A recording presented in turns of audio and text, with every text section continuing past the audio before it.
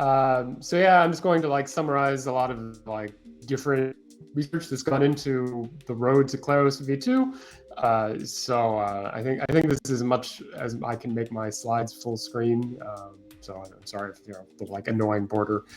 Like there are a lot of different fields that go into Kleros research, things related to computer science and cryptography, a lot of stuff related to economics and game theory and mechanism design.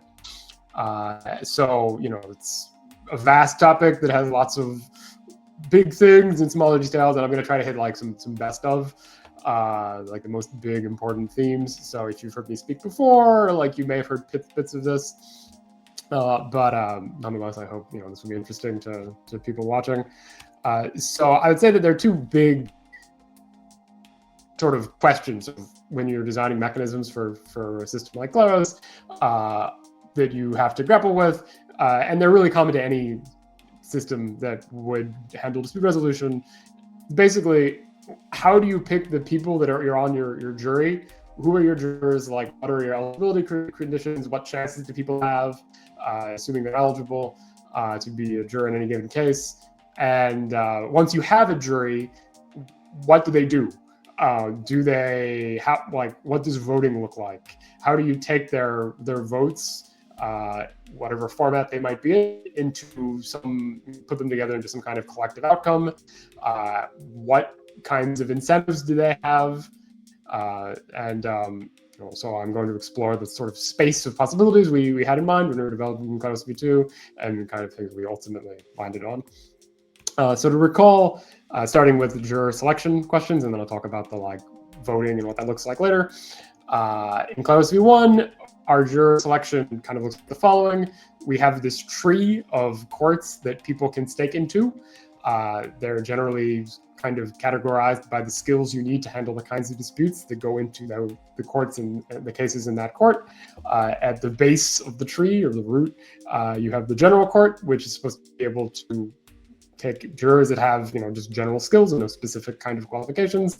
And then once you pick a court that corresponds to these kinds of cases you want to handle, your skill set, you stake the Kleros PNK token, indicating that you want to be in that court, and you might be drawn for cases in the court.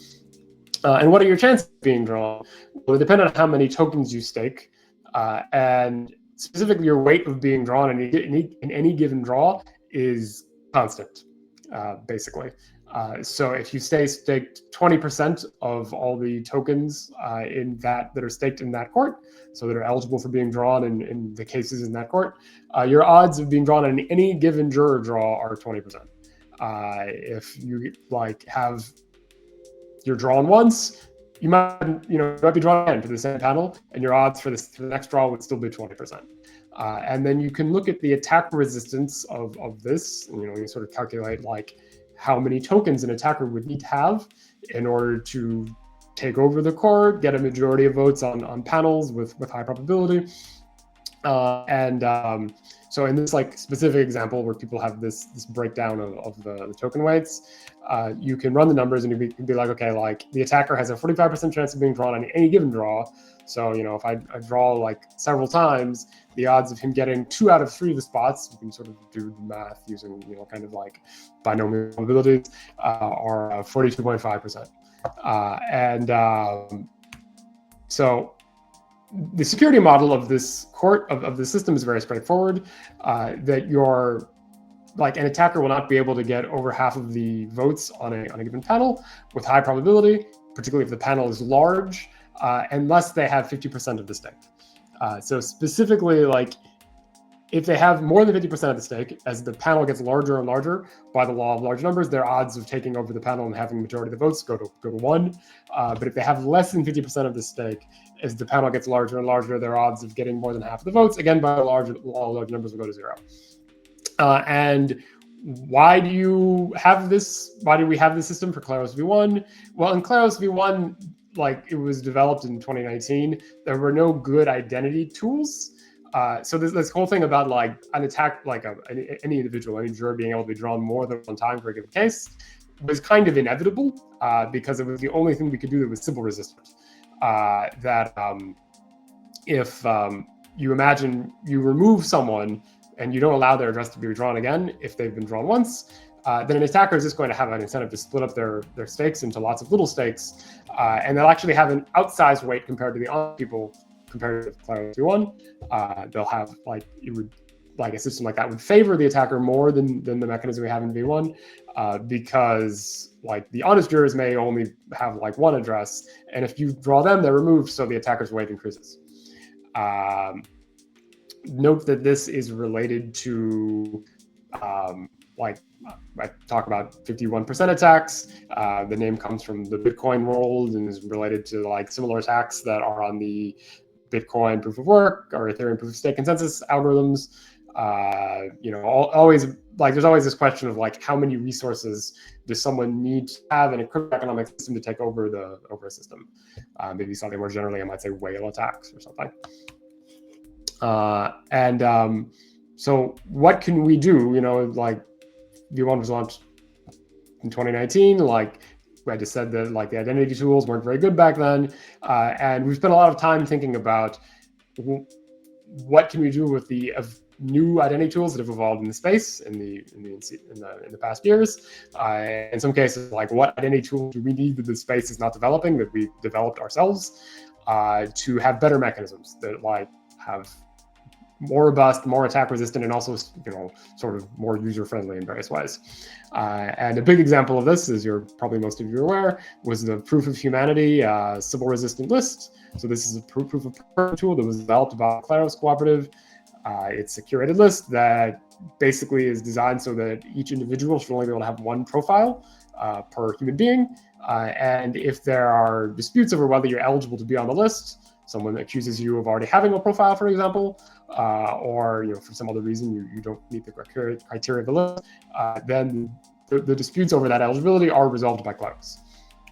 And this gives us more space to have better mechanisms for how our jurors are drawn. So now specifically, you can imagine like a mechanism that we've already developed as a dispute kit for Kleros v2 will allow any given address to be drawn once, and that address has to be on proof of humanity.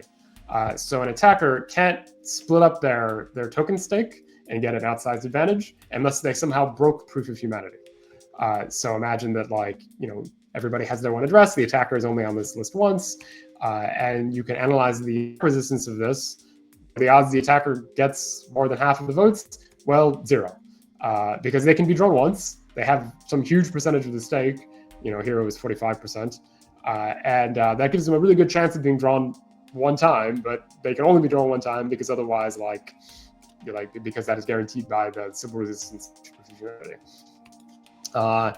And what's really interesting, I find, is that you might say, okay, that's great, but am I replacing the security model I had before, where I say that I need to have a majority of the token stake to take over the court, by some different, maybe better, maybe worse security model, where I'm assuming the proof of humanity is secure? What if proof of humanity is not secure? What happens then? And what's interesting is say the attacker gets a bunch of profiles, but nobody else has more than one profile. So as you draw the attacker, their weight stays the same because they've been able to split up their P and K with lots of different stakes.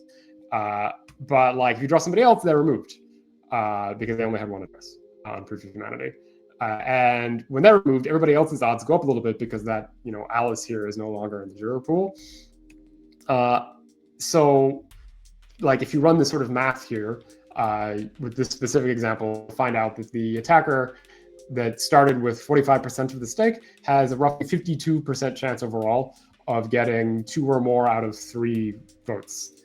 And what's curious about that is that they completely busted proof of humanity in this sort of worst case scenario that we have. But they still need a lot of the token stake in order to take over the system. You wind up with a security model that's kind of and/or. Either proof of humanity needs to be secure, in which case it doesn't matter how many tokens the attacker has, or even if proof of humanity isn't secure, as long as the attacker doesn't control too large a percentage of the stake, then you're still good. The exact percentage of the stake depends a little bit on the distribution of how much tokens other people stake. If everybody had a sort of evenly distributed, everybody stakes very small amounts, then the attacker would still need 50% to take over the court. If you have kind of a more of a glumpy distribution where some people stake a lot, then as they remove, the attacker's odds improve. So the attacker might need slightly less than 50%.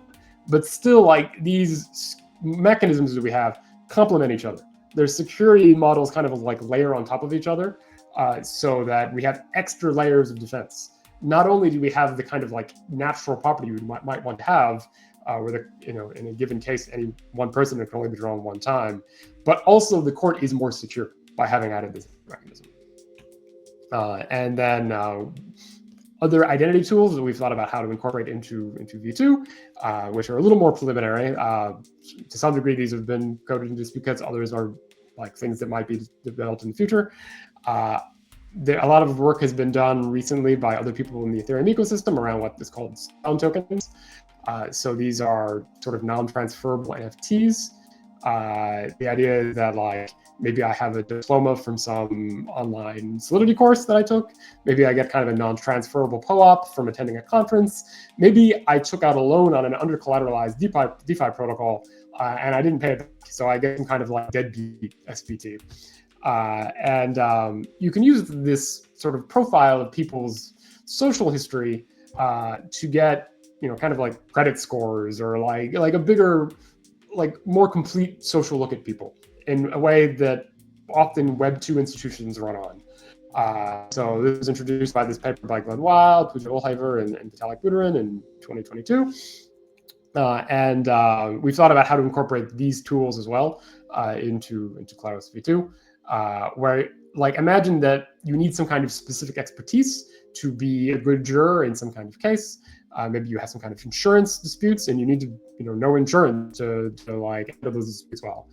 Then maybe you might need some kind of SPT saying that you have that expertise.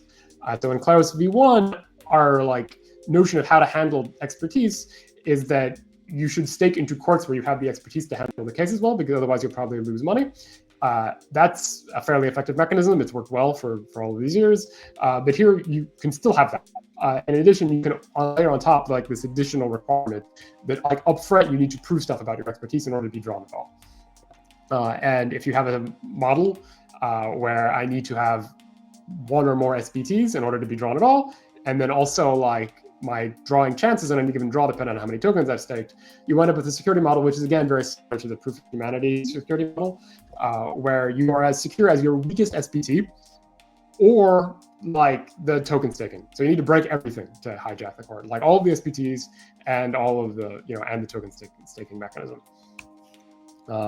We've thought a little bit about ways that like you might handle cases where there are lots of SPTs that are relevant, but none of them are like required.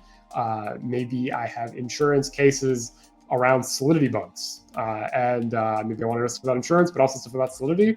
And ideally, you draw like a jury that has expertise on both of those things. Maybe you ask for both SPTs, or maybe you just want to make sure that there's like somebody that has, like, with high probability, people have the full set of expertise among the full jury, not necessarily each individual, but like all of the different viewpoints are represented. And like, what's the best way to do that? We've thought a lot about this. These are things that will be developed in future dispute kits. Okay, so now that we like know who our jurors are, the next chapter is sort of like, okay, what do they do? How do they vote for the right answer? How are those votes together? What incentives do they get?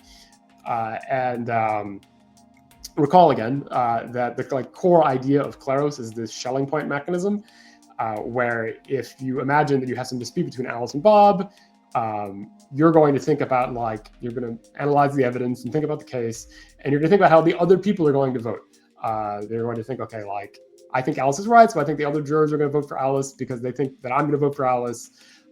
And you gravitate towards a focal point or a Schelling point, which harkens back to this idea of Thomas Schelling, that when people are trying to coordinate, they want to all sort of, like, you want to do what the other people are doing because that's the way the incentives push you to be. You're generally incentivized, at least in Kleros V1, if the other people vote, you vote. So you want to vote the way they vote, but like you don't necessarily communicate very well. Like even if you're like actively colluding with the other people on Telegram, like there's a possibility of appeal. So you can't necessarily communicate with the people in the appeal because they haven't even been picked yet. Like, how are you going to come to this, like how do you vote expecting other people to vote in a given way? Absent this kind of communication, you drift towards something that seems special or natural. And the key insight of Kleros is that the honest answer to a dispute will stand out. It will seem natural or special. This runs into problems if you have more than two plausible outcomes. So imagine that you have these four outcomes here. You have a dispute between Alice and Bob. You can give Alice a refund, or you can give Bob like an extension. And maybe you have like really similar extensions that all sort of seem the same. So your vote might be split between your honest participants. Some people will vote for the yellow angel, some people will vote for the pink angel, some people will vote for the green angel, and no one of them will get very many votes. Like, there are lots of situations where you might have these sort of discrete multiple options that are relevant to a case. If you're handling content moderation, like maybe you have options around removing content, but also content with a ban on the person who posted it. Like, ultimately, people need to be able to make dispute resolution decisions that are more than just a simple yes, no. Again, if your vote is split too much, this can be a problem in a Schelling point system, in that, one, the threshold for the attacker to win a vote might be reduced. Like, getting back to what I was talking about, 51% attacks before. If the vote is split between the three angels, they have like 20% of the vote. Maybe the attacker can get through with less than 50%. And even worse, in a Schelling point system, people will anticipate that. They'll realize that, oh, this attacker option stands out, that even though I don't believe it's the right option, like, I expect it to be a focal point that people will gravitate to, not because it's the honest option, but just because it's different than the other ones. So you need to have a voting and incentive system that takes that into account and handles that better. And we've drawn a lot of inspiration from the academic field of social choice theory, which is this branch mostly of economics, that looks at how people vote in political elections. How people vote generally, but in particular in sort of political elections. Where vote splitting is also a problem for slightly different reasons, but still, like, it's an issue. Like, you might not vote for a candidate for parliament because you don't expect them to win, because like the vote will be split between similar candidates or something. And a classic thing that people do in those situations is they ask voters for just more information. Like, I don't just vote for one option. I vote like some way that gives like deeper information about my preferences, about what I think the outcome should be. The most famous thing people do is they have ranked ballots, where you might rank your candidates like 1 to 4. And here I can express that like the devil option is really bad by ranking it 4th. And I just rank the three angel options in any given order. They're like the social choice theorists in the decades of past research, really since like the 1970s, have realized that there's basically no perfect voting system. There are these issues that like come up with like any voting system. There's this famous theorem called arrows of possibility theorem that basically says that if you have like a handful of really natural properties of your voting system, then your voting system has to like devolve into some trivial thing where you have like a dictator picking the option, that essentially a handful of very simple natural properties you would want to have are incompatible. That there's no voting system that has all of them. So what people have done is they've studied trade-offs. That they've, in the classical world of like normal voting systems you use for elections or whatever, they can say, okay, like this voting system has this property that I want, but not this one. Any voting system that has this property can't have that one. And you want these like giant tables that say, okay, like I have this, and this, but not that. This one has that, this, and that. What voting system you want to use depends on your priorities. And we've done very similar research for Kleros. I have a theorem that I published in an article a couple of years ago that's kind of like an arrows and possibility theorem for a Kleros situation. That like, again, when you have more than 3 options, that there's like a sort of like weird edge cases where the basic notion of being a Schelling point system is kind of self-defeating, and that people will like, the voting system will warp people into having their best payoffs be for things that are not the things they observe. But those are rare edge cases, and you can think about how to minimize them by like picking voting systems that have that are as most robust as possible, that have the properties you'd want to have in a Kleros-like system. So we have these smaller tables of the kinds of goals we'd want to have that we can continue to develop and research over time, and they have influenced the voting systems that we intend to deploy in Kleros v2. So like the leading candidate at this point that we're going to develop into a dispute kit for Kleros v2 is this would serve voting system here on the fourth line. Because it has relatively good properties on all of these different criteria. And one of the great things about Kleros v2 is that because it's modular, and you can deploy different dispute kits later on that will have different voting logic, we can continue to research this. Again, there's the moral of social choice theory is there's no perfect voting system, and is some better voting system comes along later, we can just develop a new dispute kit and deploy it as necessary. So those are sort of the big themes, just to talk about a couple more ideas that come up in voting and incentives. The incentive, so the past few slides I mostly focused on the voting system, but it's kind of inseparable from the incentive system in a system like Kleros. You mentioned that the attacker is trying to hijack an outcome, then what it matters how many votes they need to get to corrupt the outcome, which is a voting system thing, but also what their budget is and how much it's going to cost them to if they are voted wrong in certain things, what are the penalties they need, what kind of budget do they have. So the voting and incentives are inexorably linked. One interesting sort of incentive point that is related to another academic field, which is called peer prediction, is how to handle situations where basically the cases are very predictable. So this is something that I've done a lot of research on recently. Imagine that you have categories of cases that maybe a business has a case against clients, and you can look at the statistics of past cases, and the businesses win 97% of the time, or large percentage of the time, which isn't necessarily very surprising, because the business, in a situation like Kleros Enterprise, they're only going to bring a case against one of their clients if they think they're right, and they're experts in their own terms and conditions. They have a team of lawyers that write their evidence, so they're really professional and they're right most of the time. So how do you prevent jurors from just always voting for the business, from looking at this and being oh well, the business is right 97% of the time, I'm just maybe not even look at the cases, I'm going to set up a bot that just always votes business? What can you do? And in Kleros v1, our approach has been to tune a couple of parameters, specifically the arbitration fees and the deposits, so that you crank up the deposits the higher the risk there is of a lazy strategy.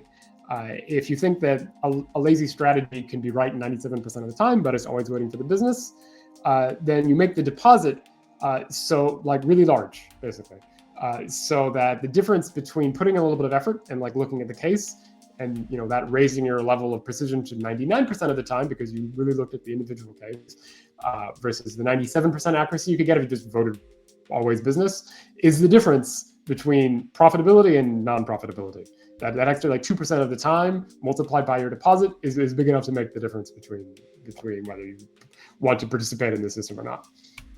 And that's good, except for the fact that deposits can be really big, and that can create UX experience problems for our jurors. If you have my cases where you're paid €5 if you're right, and you lose a €200 deposit if you're wrong, maybe you're right almost always, and you're profitable on average, but it's still maybe not the best experience for a lot of users. So we thought about how to adapt ideas from this academic field called peer prediction, which studies the incentivization of crowdsourced mechanisms. It's very relevant to Kleros, and basically what mechanisms can we adapt from this field, and how can we make them Kleros-y. And I have this specific mechanism with these scary formulas. I encourage you, if you're interested in this, to look more at some of the blog articles I've written where I talk about this in greater detail. But the intuition here is, again, that you ask jurors for more information than just the outcome. In addition to the outcome, you ask them for the percentage of people that they think will vote for each of the different outcomes. And from that, you can kind of glean whether the case is clear cut or not. If the jurors mostly think that it's a slam dunk and everybody's going to vote for the business, then or everybody's going to vote for the client, then if you're wrong, even in a sort of slam dunk case, you lose like a really big deposit. But if people say that the percentages they give indicate that they think the case is really hard, people will sort of vote both ways. It's sort of an edge case. Then if you're wrong, the deposit that you lose is much smaller. And with the idea that if you're a lazy strategy participant, you're frequently going to like get the clear cases, cut cases wrong and lose the big deposits. But if you're an honest participant, you will mostly be wrong on the fuzzy cases and rarely wrong on the clear cut cases. So you mostly only lose small deposits. So ideally, this would have better UX. Just to wrap up, so here we've talked about like non-binary options that were kind of like discrete. Like I have these 4 options that I can pick as a juror. Like a category of non-binary cases that's like really important to Kleros and dispute resolution in general is anything with numerical outcomes. So this can be really important for partial settlements. Like maybe Bob deserves a 40% payment. Insurance payouts, like how much does my insurance cover me? Again, what should one do in situations like this? What's like the right voting system? And the right incentive system. So a classical thing to do is to ask each person to submit a number and then kind of take the median output of their numbers. This has issues with micro cheating. They basically come down to 51% attack resistance again. It turns out that if the attacker has some plurality of the votes, has some large votes, and they anticipate where the distribution of people's votes will lie, they can kind of strategically place their votes in such a way that will nudge the outcome, nudge the median, even though they don't have 50% of the vote. So they can do harm, they can change the outcome even though they have a minority of the vote. And depending on the incentive rule you use, maybe they're not even penalized. So we've thought about other voting systems and systems for that, where instead of just providing a number, again, you ask people for more information, you ask for an interval of confidence, and this can have somewhat better results with micro cheating. Clement and I wrote an academic article about this several years ago now that these results are based on. And again, this is something that's compatible with the dispute kit. It can be launched in class 2. So to conclude, we have these big chapters. How do you draw jurors? What do they do? And how you draw the jurors is really related to good blockchain identity tools, which have improved a lot over the past years and have opened up a lot of new mechanisms. And then what do they do once they're drawn? These really rich academic fields of social choice theory and peer prediction that we have incorporated to build good mechanisms that will be ready to run with Kleros v2. But then also because Kleros v2 is designed to be modular, as we come up with better new research in this field, we can launch even better stuff later. Okay, do people have questions?